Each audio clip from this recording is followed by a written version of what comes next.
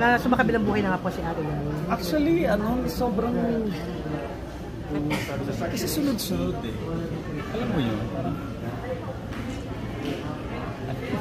Ang hirap tanggapin. Totoo yun. Ang hirap tanggapin kasi sunod-sunod. As in, tapos malalaki, lahat malalaki, no? Reyna. Mga Reyna, mga ano. Tapos kanina nga, papalapit ako sa coffin niya. Oo, sa coffin. Kinakabahan kayo. Sobra, parang ano pa ito sa atin?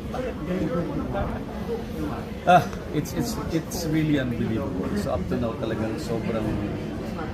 Hindi ka panipaniw. Oo, lahat. Tapos ngayon si Pope Francis. Pope Francis. So diba, parang ano pang nangyayari? Totoo yun, mag-iisip kayo, no? Mag-iisip ka. Pero ano pong memorable nyo kay Ate Guy? Memories, pero po ba kayo? Nakatrabaho niyo po ba siya? Ganito nga yan eh.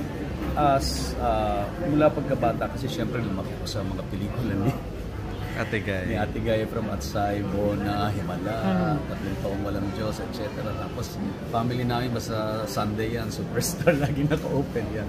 So, hindi mo maikakaila na yung generation na yan influenced me. No? Kasi yun yung mga panahon na nangangarap ka bilang maging artista. So talagang na-influensyahan ko ng mga galing niya sa pag-arte, lalo na sa mata na lumalabas. So hindi ko ikakaila na siyempre naka-influence sa akin yun sa actor. Kayo po yung magaling ding actor, di ba?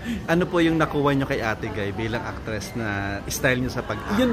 Yun nga mismo yung mararamdaman mo sa yung hindi ka kumikilos. Kasi siyempre ako naman kasi gumagawa ako ng iba't ibang iba't ibang genre, no? Iba't ibang role.